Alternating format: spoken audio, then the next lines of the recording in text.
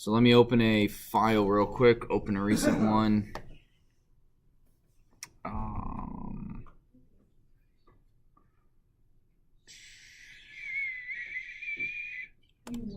This one. What are we learning today? I just. I know. Maybe close your laptop if you're not paying attention. Unless you're coding. I know. If you're coding and following along, you keep it open. But if you're playing games or something else like that, I'm going to tell you to turn it off or at least close it. So, for example, let's say we're running this. We have this is our code, right? Basically, this is what we were working on yesterday. And I run it. Enter sales. I made $123,000 with 0 returns. Boom. So what this is saying, right, this greater than sign or less than sign is not supported between a string and an integer. That means that my code, how do I make this a little smaller?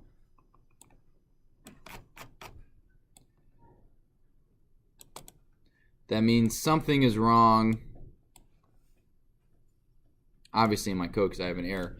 But it also tells me in line 3, this is the line that I have the error in. So I'm going to go 1, 2, 3. And a little cheat way, little fast way to, instead of counting all of these, if you hit Alt-G, it goes to whatever line number you type in. So if I type in 56, it takes me down. This only has 23 lines. So Alt-G will take you to the beginning of that line. So that's going to be helpful later when we have, 60, 70 lines of code and it's in line 37. The error is in 37. So you come here, it says if sales is greater than 50,000, greater than is not supported between a string and an integer. Well, I look here, what is this? A string or an integer, Joseph? Integer, yep. So this must be the integer, so that tells me that what must be sales, Perry? Or never mind. What has to be a string? Sales. Okay. But sales is a variable, right? So where would we go to fix that? If it's a string. Where we create sales, and what did we notice here? Oops. What's the default input for string? Oh my gosh. What is the default value for an input if you don't change it at all? It's a string. So what I would need to do is I would need to make this an integer or a float. We'll make it a float in case they have, dollar signs or cents. Enter sales. There you go. So we didn't error out here. It continued, and then it just, all 4 of these if statements were true. What are my two options for an if statement? If else. Nope, it's either going to be what or what. An if statement will either be what or what. If or yes. No. Yes, true or false. True or false? Yes. So X or sales equal 0 is going to be false. Sales greater or equal to 0 is going to be true because I've defined sales here.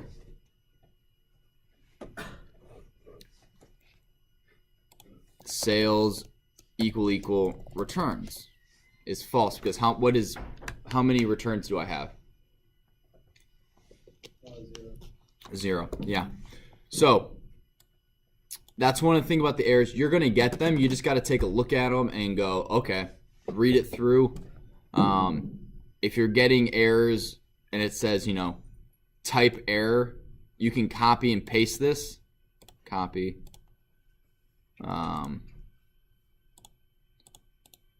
Paste and search. And it will tell you, I'm using Python 3. Working on exercise 1 in the code of voting system, select the best player 20, whatever. So this is saying I get this error. You scroll down and this is change vote to input. You're getting the input from the console as a string. You must convert that user input to type integer in order to do the number operations. So don't be afraid. And this is what I mean by using the internet. I don't mean it to copy and paste code. I mean, I'm getting an error and I don't know why. I don't know what this means. I don't know how to do this one thing that I need to do my code. It'd be kind of cool if I knew it. I'm going to look it up.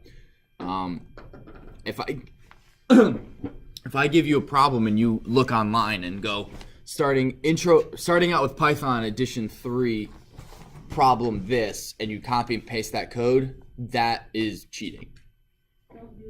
Don't do that. Yes. But if you don't understand how to do it, you can basically, if it's a homework assignment, talk to me first. So just don't copy and paste stuff from the internet. If you don't understand something and you're stuck, you can look online for resources, but don't just turn in copy and pasted code from the internet. At least, at bare minimum, you need to show me your own work first. Does that make sense? Okay. I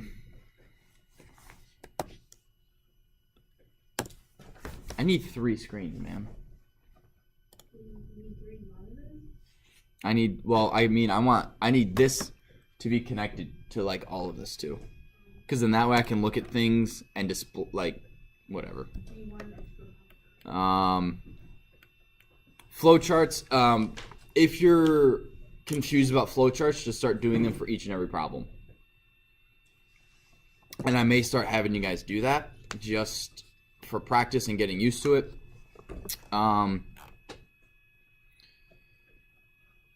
So if you guys have questions on the problems or the questions are weirdly worded, let me know.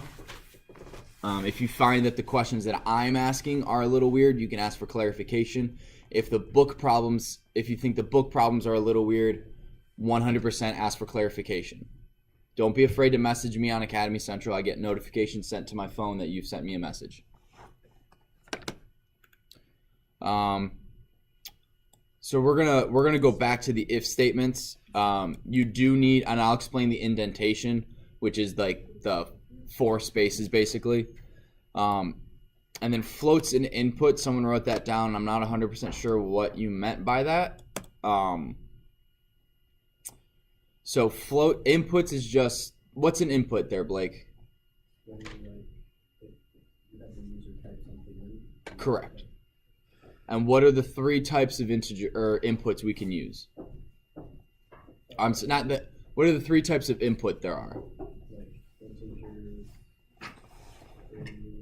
And not sync, but no, float. Oh, I get it. Yeah, not sync, but float. So yeah, our code.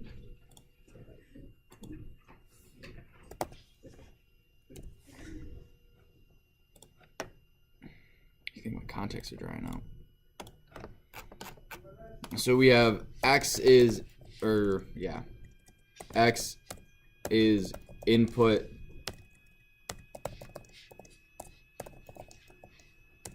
Oh my gosh. Input. So if you just leave it blank like this, all it does, it doesn't prompt the user at all. It's just you have to type something in. So 14 X is 123.45.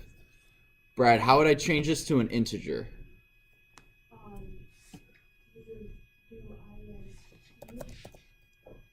What?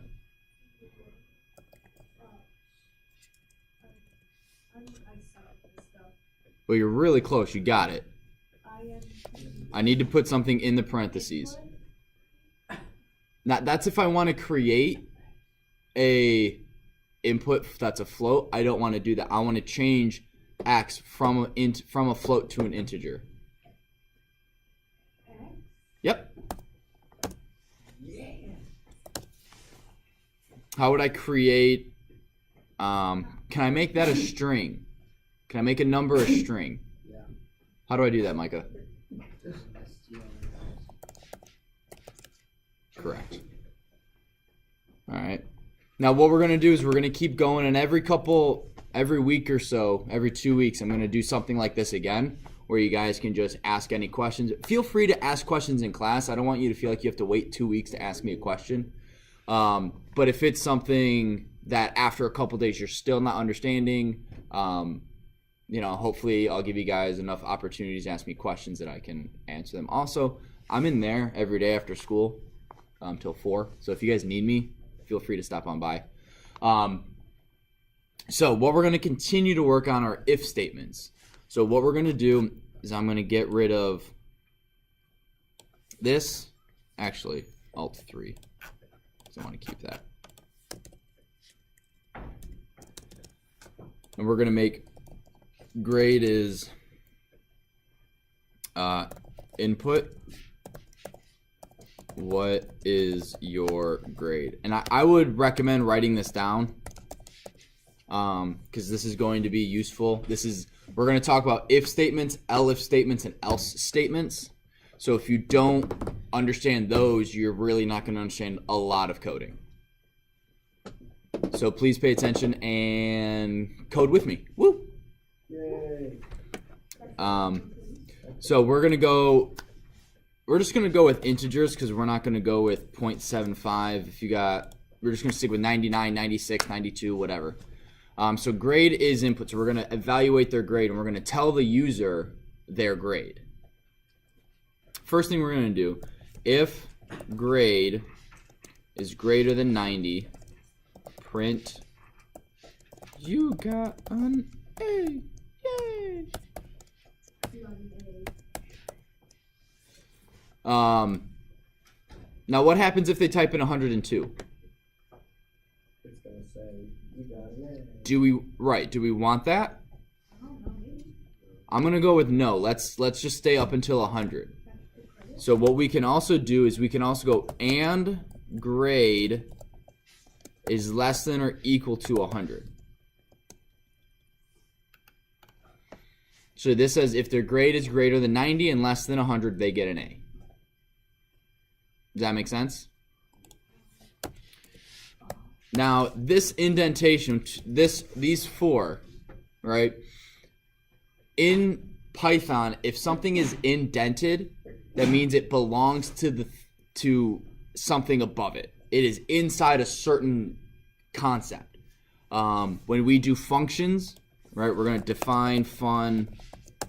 See how this is now inside? All the code I type here is part of this function. All the code I type here, oops, print, hello, print, goodbye. These 3 lines of code are a part of this if statement and will only be executed if this line is true. So you do need to have these indents, and if they're off by 1,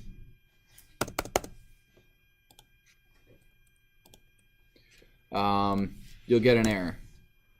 What is my grade? 98. What? You didn't get an error? Wait, hang on. What if I have... This is groundbreaking, guys. You have no clue what's happening. Like, this is blowing my mind. What? Wait, why are You you lied to us. hello, goodbye. You should start it off with hello. 'Cause that... Okay, so there you go. You have to have at least 1 indent, apparently.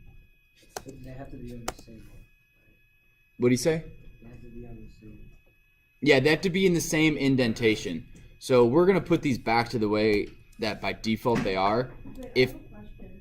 Yes, Brad. Quickly make it hello instead of you got an A, hello, goodbye. Because it just seems weird. No. Because I'm going to get rid of hello, goodbye, and leave you got an A. Oh, okay. I'm like, hello. So this indent, right, when we run our code, we get an error. Oops. Yay. What is this error? Well, you guys can't see it, but that says unexpected indent. That's not a logic error. That's a syntax error. And it tells you that you've written your code wrong. You're missing a period. You're doing something. In this instance, we have an unexpected indent, meaning something's indented and it's not supposed to be. So when you see that, you see how it highlights this little area? You basically just hit delete and it puts it back. Gets rid of that extra tab. And then when you run it, it works. Yay. All right, do you guys have any questions on why you need the tabs? The tabs, as we code more, will come more and more into play. But for anything that ends with a colon is kind of like telling the computer the next lines of code that are all indented 1 are they belong to me. So only evaluate them if this line gets evaluated and is true, basically. Does that make sense? Okay. So we're going to get rid of hello, goodbye. And now what we're going to do is we're just going to copy and paste because I'm kind of lazy. Not really lazy, but efficient. There we go.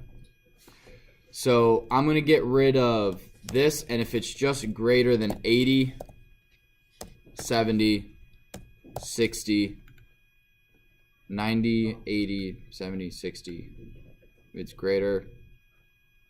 All right, then we're going to get rid of this. We're going to get rid of this. You got an A, you got a B, you got a C, you got a D. I'm not going to. You got an F.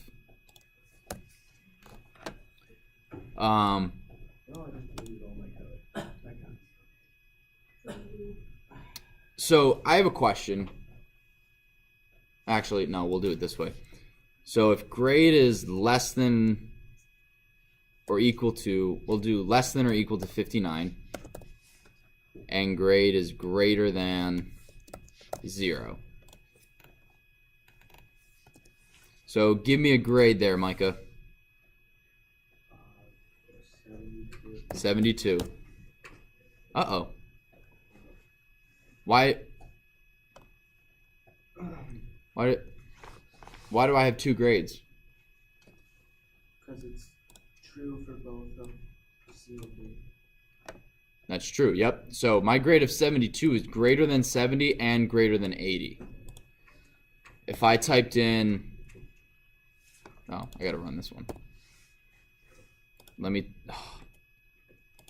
type in 99. I now have 4 grades. So what this is doing is that it's evaluating this line of if statements, and then this line, and then this line, and then this line, and then this line. What if I don't want that to happen?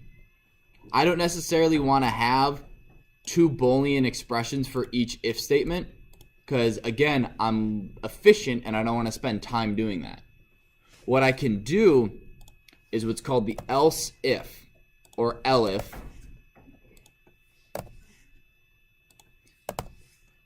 What this does, I'm going to type in 72 again. 72. You got a C. What this is doing is that it's evaluating this line. And is this line true or false? If the grade is 72, is this line true or false? This one right here. False, correct? What about this line? With 72, false. What about this line? True. What it then does is it ignores those 2. Because in this if statement block, it's the first one that's true and then it skips everything else. So if everything gets evaluated the same, if the first thing that's true gets evaluated and then it ignores everything else. Oh, we're going to make this greater or equal to 0. Well, maybe you should be coding this and paying attention and not doing your own thing.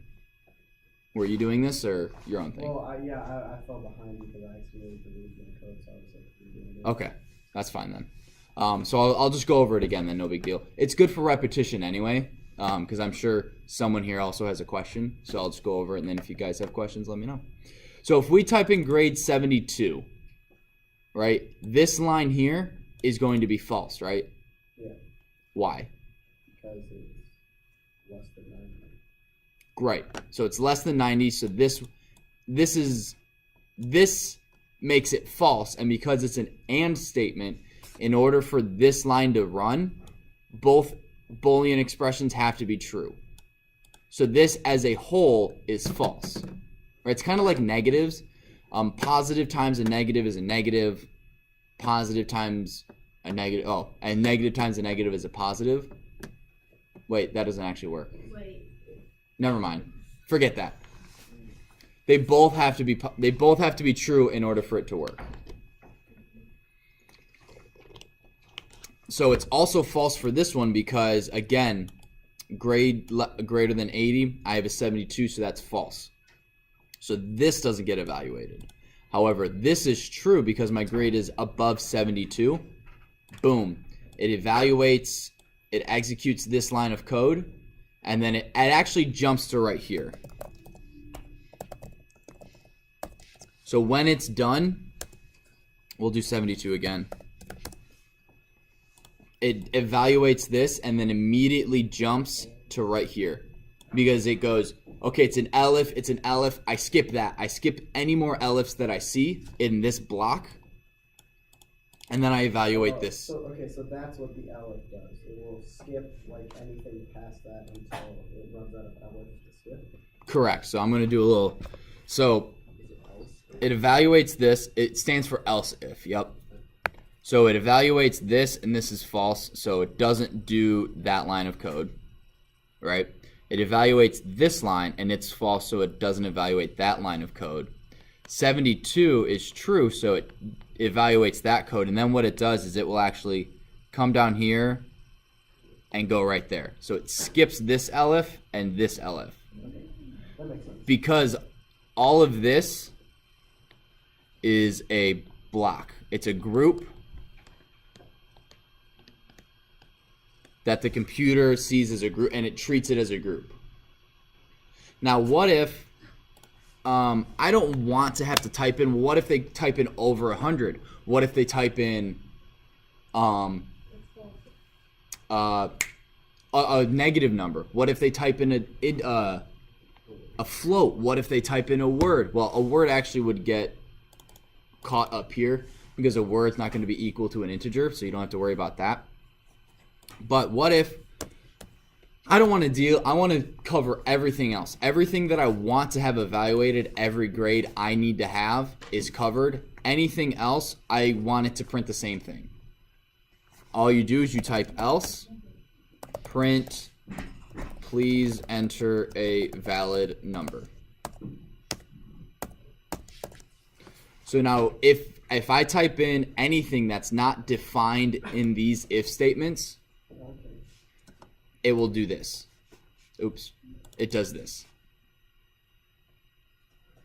So this is, if it's like this, if it's not like that and this, if it's not like that, do this. If it's not like anything above, do that. Gets all the way down to this else. If it's anything else, we're going to evaluate, we're going to do this line of code. So let's see this in action. You have a 10,000 grade. Wait, what? On B. You got on B.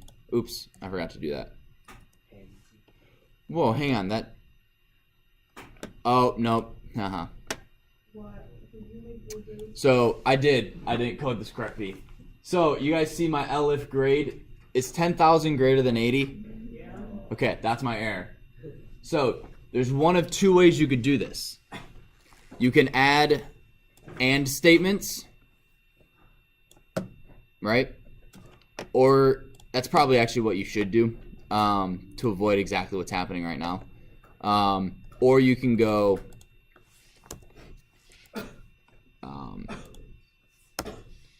if grade greater than 100, print there's no way you got that grade. No. And then we make this an Elif, and now we have please enter a valid number. So let's try it again. What is my grade? 10,000%. There's no way you got that grade. And then it jumps. So it evaluated up here, and then it immediately jumped to down here. What about the else? Well, the else now, this is if I type in a negative number. So let's run it again. What is my grade? I have a negative 90%. Please enter a valid number.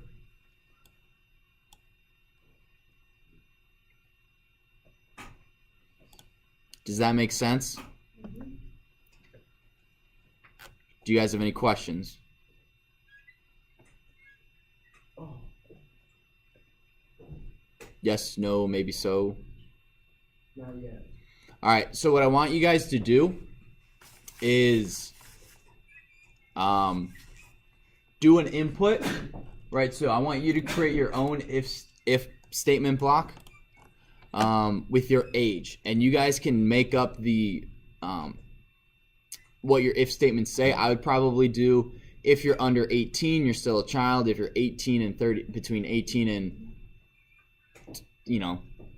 65, you're able to work, and if you're 65 or older, you're a senior. But I want you guys to do something that involves an if, an elif, and an else. And I'm just going to be walking around answering questions, and then we'll do a quick review, and we'll maybe yes. An elif or an elf, or an if, an elif, and an elf? All three. You need an if, elif, and else. All right. All right.